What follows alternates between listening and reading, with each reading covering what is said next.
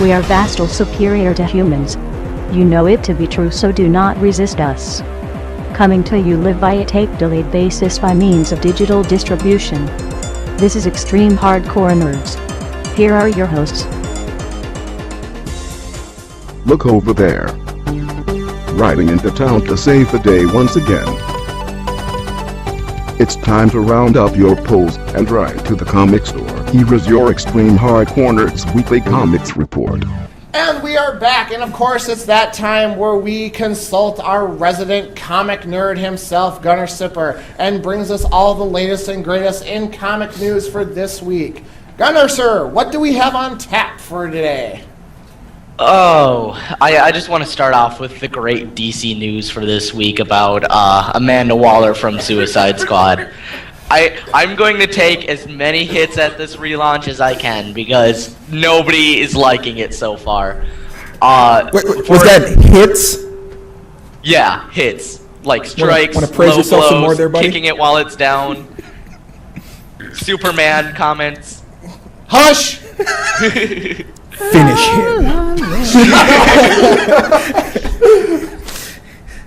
Before we get to the DC's fatality, Suicide Squad #1 came out this week.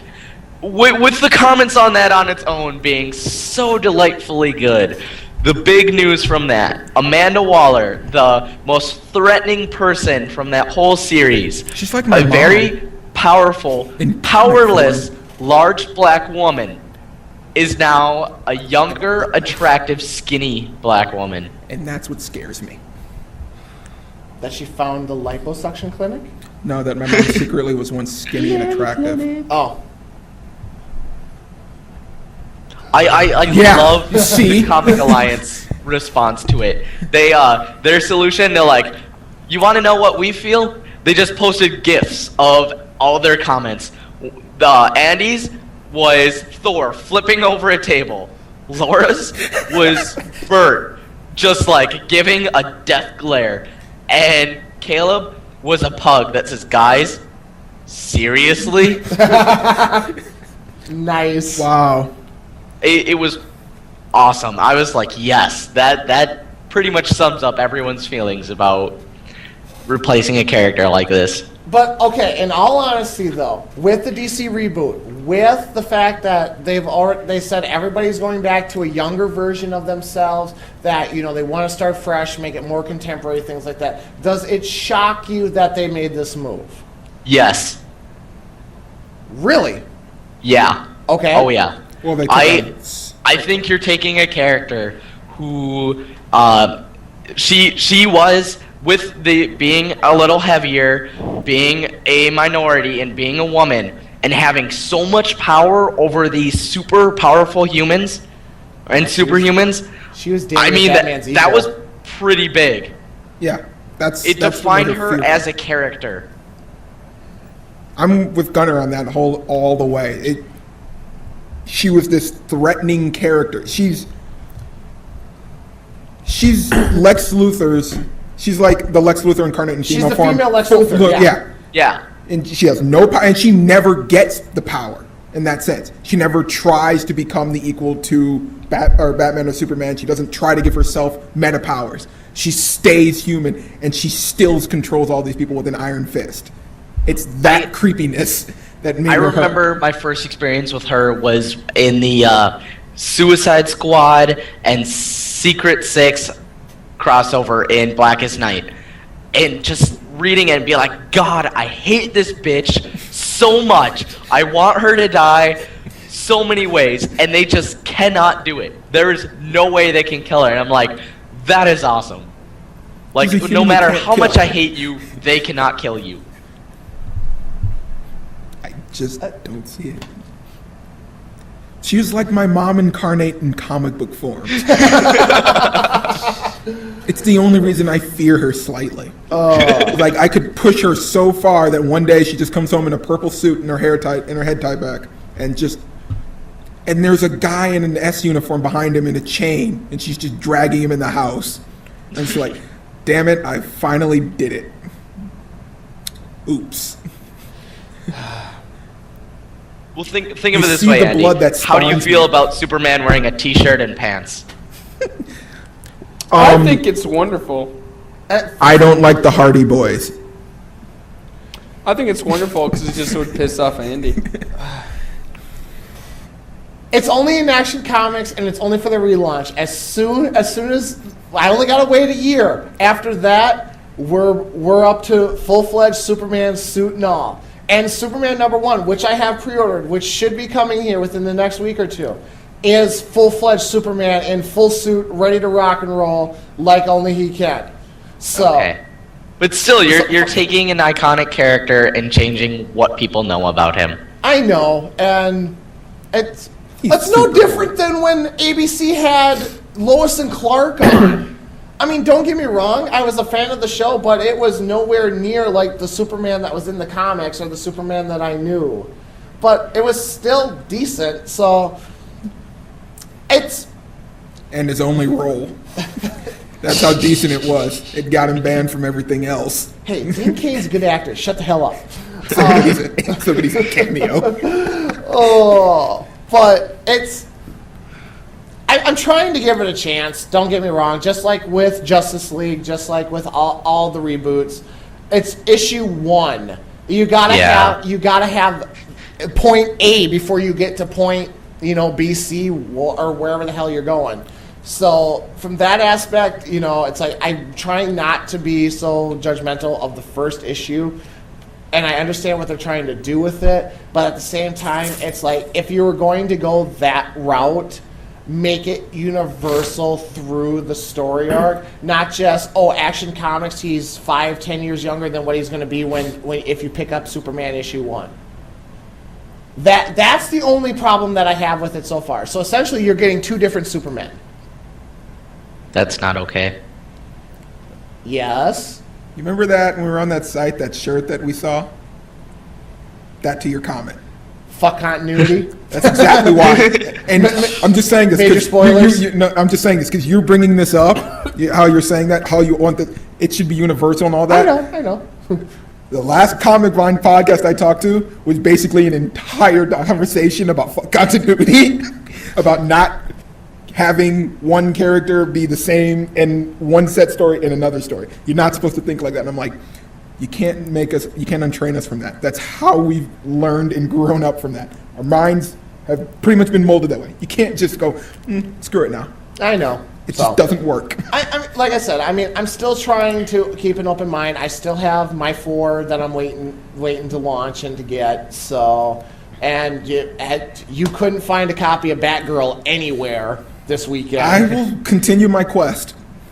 So, and surprisingly, you weren't able to find a copy of Swamp Thing, which really made me... I didn't I'm head not to shocked the by other that. one, but like I said, that second one was their secondary store, so they only get like a few copies, and the main store is the one that gets all of them. But when I get there, another quest will ensue.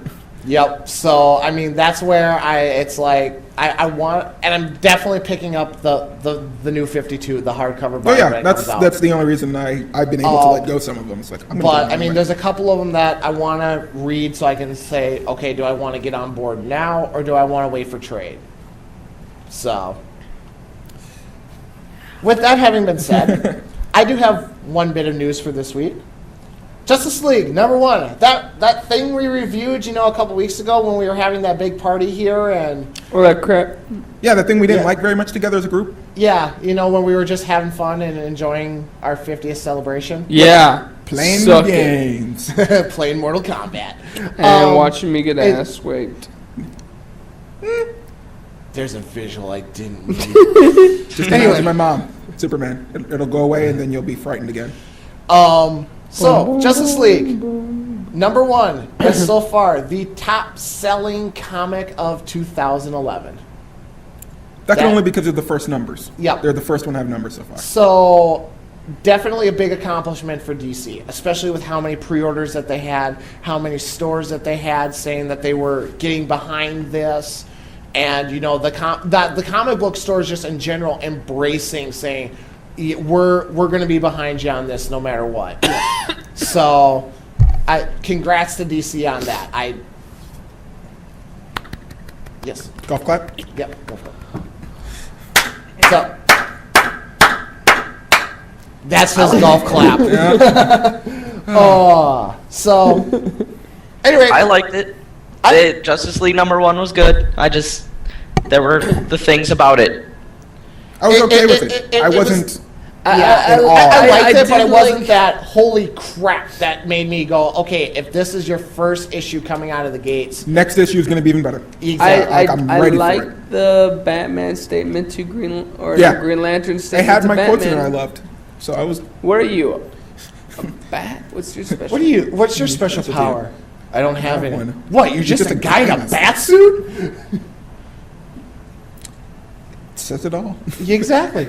So, all right, But back yeah, to you. it's Back to Gunner. versus More news. Superman. Oh, I just like one last thing about the Amanda Waller thing. It was about the whole DC 52 relaunch.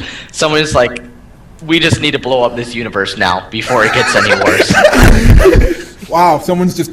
Let's eradicate this. Infinite There Crisis. is no rewind point. That's the biggest thing I have to explain to people. Dan Dito and Jim Lee flat out said, we're not putting an escape clause into this reboot. It's all or nothing with it.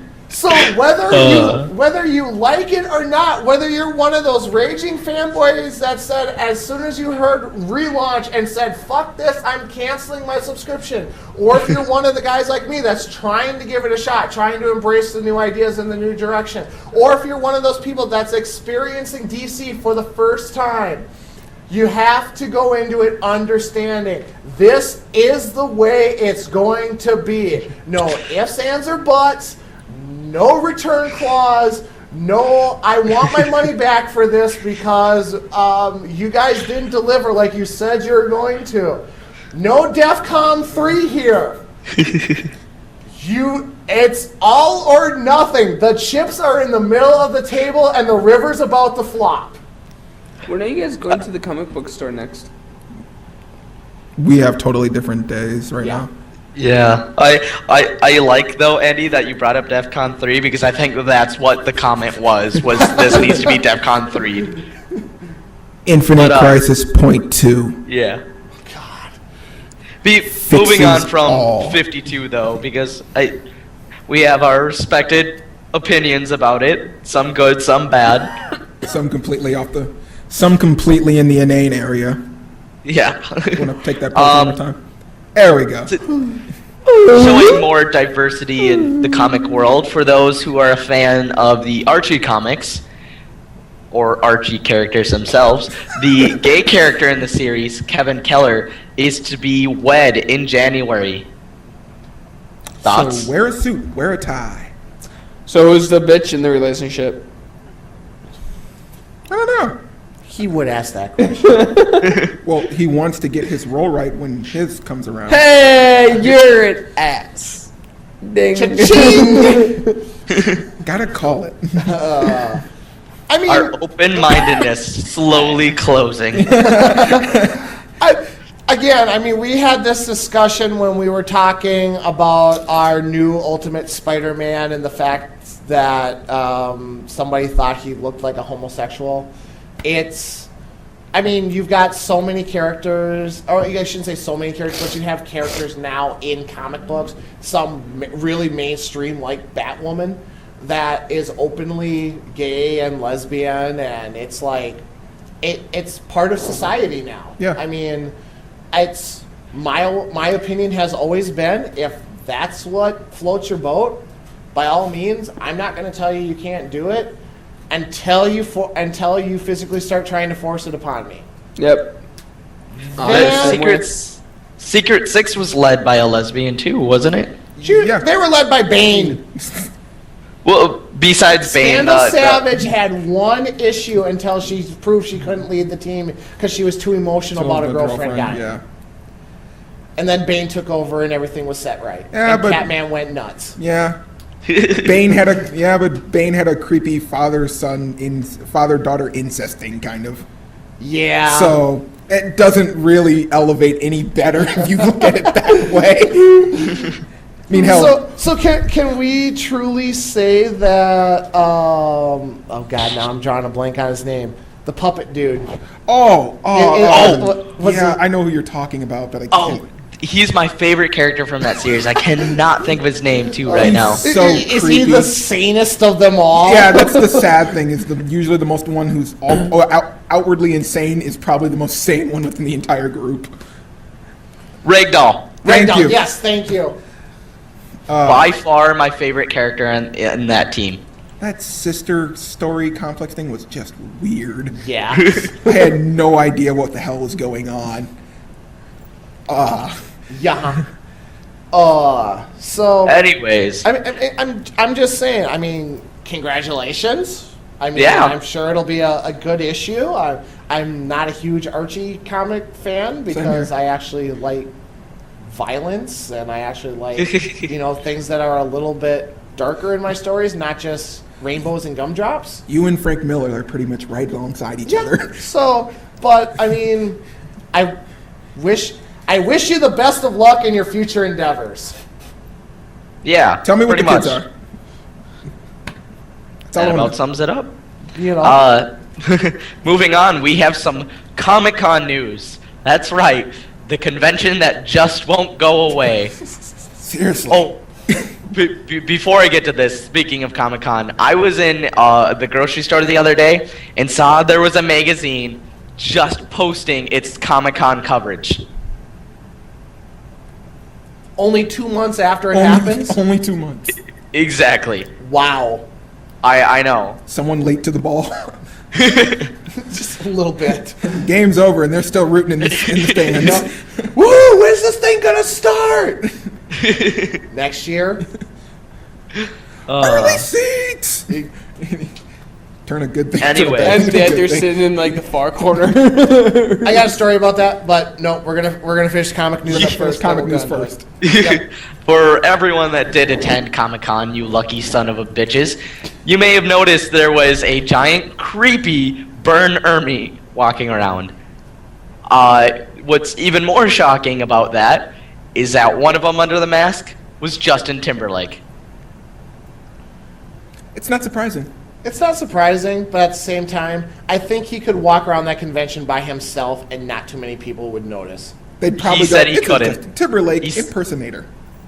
You couldn't do it. Yeah, they've said that it's dangerous to walk by themselves as themselves sometimes. Yeah. That's why they do the cosplay. Hey, Jon Favreau can do it. He was giving out tickets to Cowboys and Aliens. Yeah, but look at that guy. He's kind of big. Yeah. I really don't think he needs security detail. Who is that guy? That's like you walking around Comic-Con. You'd be totally fine. You do not need a knight and squire freaking escort. Well, he's You not would be really known, fine. so we don't need to worry about that. You would be fine. I'm just saying, I mean, of all the places, yes, I understand for some reason Justin Timberlake is actually popular and liked, He's funny. but You can't not like him. Yes, I can. It's Wh- really why? hard not to. I hate his music. Insane. All I need to say. Yeah, it's painful. But if you look at him as like his career now to that, if you think of how much funny he is and you think that whole thing is just a joke, it's hilarious. He's very talented, and have you seen Love Guru? Yes, Yes, I I have. have. The man, the legend. It works. I- can't I- stop I'm playing glad Dick in a he Box did it, in my though, head right now. because The reason they did it was for a magazine interview, and he ends up talking about how that's the first time he can walk around as a normal person and not be bombarded by people, and I think that's great for him, and I'm props for you. Oh, I would just love to seriously run around Comic-Con with Velcro gloves and rip the mask off of everybody and just find out who the hell you uncover it there. It would be creepy if someone actually took that upon themselves to do it. Just how many angry fans they would just literally incite by doing it. You're not famous. You're not famous. Oh, Jesus Christ, put this back on. Just, yeah. Cosplay. I keep telling people it's great. I don't know why they're doing more. Oh, my hand's stuck. I'm sorry. That's not my mask. I don't care. Yes, it is. These aren't real. I feel a guado here. I'm. Back to what Andy loves. Superman news. Guys, Well played. But some positive Superman news for the story we covered last week about Mike Myers' comic collection stolen. And if you listen to the last podcast, you know that whole story. The suspect has been caught. Jerry Armbruster, I guess that's his full name. Sorry if I forgot that. They have caught him. He's been arrested, and the collection has been returned. Woohoo! Yes. Yay to the old guy. Good for him. Glad they got him. Did he get I hope all the cops were comics? dressed as Superman if they were carrying Or him away. did he get all the comics, or just some of it? Between the donations and between what he got returned, I'm pretty sure he got his full collection back. What's even cooler though is some artists took it upon themselves to honor Mike Myers with some Superman illustrations. One by I'm sorry if I get this super wrong, but it looks like Conan Grawl drew Superman with Mike Myers in a Superman costume flying together. Nick Perks, Superman bending some metal into it spelling Mike. And one by Daniel Irizarry, I believe, talking about how Mike needs to cheer up because Superman has hope, you'll have hope. Only illegal immigrants can ever make us feel better about ourselves. And they say that we have no hearts. Exactly. No, good. No, we're heartless, coldless machines. Come on. Good. Boy that they- Scout doing his thing. Exactly. You're living up to that moniker. And that deserves a golf clap. I just love how you strike down one of our community, we come at you with a vengeance. Yes. Yep. That's It doesn't usually- matter Hey. if you're DC, Marvel, that unfortunate Boy Scout, or the Caped Crusader, we will get you and we will protect our own. Yeah. Had to Unless put if the you're the shank in there, didn't He you? has to Always. give you a pat on the back while he punches you in the face. Come on, I taught you these skills. But yeah, we're a community of camaraderie. Yep. We understand and respect our own. Even if we're gonna call you and tell you that you suck for what you read, we still enjoy who you are. Yep. More news? Continue. Don't we have a review? We do have a Well- review. I think Gunner's breaking up. With that forced segue, Andy, are you all good on news? I'm all good on news. If you are, I got everything covered, so All right. we'll move into the review then. Let's do reviews. For those who weren't aware this week, Ultimate Spider-Man #1 was released. We're going to start this off with a spoiler-free review. Couple words can sum up this issue. Not worth $3.99. Ow! Really? And that's from the Spider-Man fan himself. I really disagree with them charging this much. It was only 20, I think it was like 20, maybe 22 pages long. I feel I didn't get my money's worth on this. There were some good things in here, but no, not worth the heavy price tag that this comes with. Wow. A lot of good things in here. They reveal how Miles gets his powers Okay. in a semi-shocking form. You get a little more of the character's history. You meet his family, the good parts and bad parts of that. Okay. And Norman Osborn makes his return. I know. You just can't kill him, can you? Damn think it, he would- Tony! Seriously, arm out, repulsor beam. Boom. He's gone. He's taken care of. Simple. Yeah. You think he would be in jail too? Nope. Is he still the director of S.H.I.E.L.D.? Just answer me that. Who? The director of S.H.I.E.L.D.?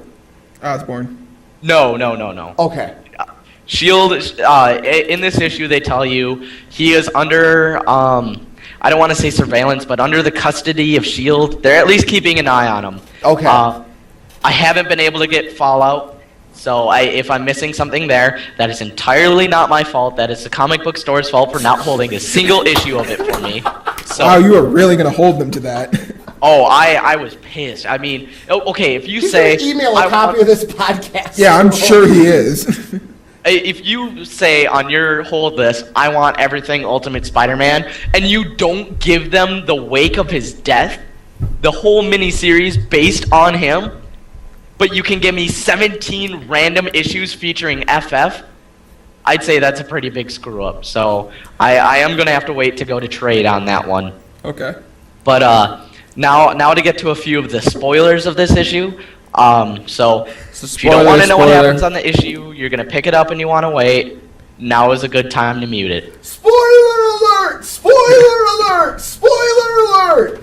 Andy? I'm hoping you're going to add in Andy? something when you're doing that. Andy? Otherwise, it'll look just Never again. Never again.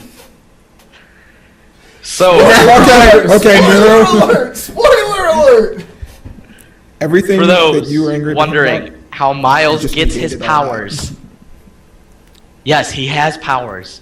Okay. Genetically altered spider from Oscorp. Another one. Okay. Here's what happens. Miles' father ends up working for Oscorp. They kind of explain what happens. He's a scientist. Nothing too shocking there. Norman talks about how his company made Spider-Man. They're still looking for the super soldier serum, and they have no idea how Spider-Man came to be. So they're starting over with their project and testing spiders. They even have a sample of Peter's blood, and they cannot get anything from it. So they're just starting over, testing out spiders. Spider number 42 gets out of his cage, breaks into the laboratory. A character that very greatly resembles Deadpool, but is purple, shows up, steals something from Oscorp, and the spider happens to crawl into his bag. Brian Michael Bendis pulls a little fun thing. Lottery number 42 is pulled for Miles getting accepted into the special school. Spider 42. See what you did there, Brian. You tricky bastard. Miles goes and visits his uncle, who ends up being the mysterious purple Deadpool-looking character. Nobody knows this yet, but from the fourth wall you see this. The spider crawls out of the bag and bites Miles. Miles has a seizure and passes out. Eventually, Miles' father shows up. Miles ends up running away. I mean, there's obviously a blood feud between Miles' father and his brother. And as Miles' father chases after him to find him, the comic ends with Miles turning invisible. Really? So we're not just getting a Miles Spider-Man the bad guy? 2.0, Yes. Yeah, okay. just a whole Spider-Man with, the exact powers replicated. We're getting a whole rebooted character, and I cannot say how excited I am to see where this goes. Sounds like Spider-Man 2099 if he's just turning invisible. Yeah, Does he really just turn invisible, or does someone take him? That's all we've seen so far. He turns invisible. Weird. So that's why you're actually quite not that happy about spending the $4, but you're quite happy overall with the comic, just not with the price range. Yeah, I'm Because happy it with the did show comic. a I think lot this is of really it. good. I love this series, and I'm excited to see where it goes. Not excited for how many pages I got for the price I'm paying. I think they could have added a lot more content, because we didn't see him don the costume. This is the only power we saw, and there just wasn't enough for the price point. But overall, I give this comic a solid 8 out of 10 if you're willing to spend the money. But if you're Cliffy B, that's crap. Oh, yeah. Thank you for I'm filling sorry. that. It definitely deserves a 10 out of 10. There you go. Yeah, get it right. Because Brian Michael Bendis will be all over us if we say 8 out of 10. We do not want that man all over us. It's just bad news. No. So I was going to ask I'm completely drawing a blank because I do not go into Spider-Man lore. Does the 42 have any significance to anything prior to him? Say that again, you cut out. Does the number 42, like the 42nd Spider, the 42nd Lockwood, does that have any significance to the Spider-Man lore? Not that I remember from Ultimate Spider-Man. I I mean, it was just kind of a thing, like, the spider has it, like, tattooed into his body, and it just happens to be the number that gets him in. I think it's just kind of something they're going with in this issue, or in this news series. There might be something revealed later on, the significance. Yeah, because I'm kind of wondering how blatantly they throw it out that there might be something significant by the number 42. So, like the 42nd day something happened to Spider-Man, or it was on the 42nd attempt. Nothing that I can recall right off the top of my head. Yeah, same here. A couple other quick things to touch up on this. The next issue comes out at the end of this month on the 28th. I mean, I like that. They're going to push it out quick here now, so we're going to keep things going. The artist, Sarah, I'm going to butcher your last name. Pacelli, I think it is. I think it's Pacelli. Pacelli, I think. Yeah, she has worked in the previous Ultimate Spider-Man issues, the last series to come through. Wasn't a huge fan of her art, but she kills it in this. She has blown me away. I like her art. She does really, really decent art. I am definitely not disappointed in the artwork here. She has done amazing. If you're going to pick this issue up for one thing, Spider-Man's new powers and her art. I mean, yeah. It just leaves you speechless. It's the one reason it's good. I mean, this is like when Duke Nukem came out. You gave it an 8? Everyone gave Duke Nukem an 8 when it came out the first time. We were all happy when Duke Nukem first came out. No one was disappointed. And then we all gave Duke Nukem Yeah, with that having been said, a this 10. Because then it was Duke Nukem 3D, and it just got better. Of course.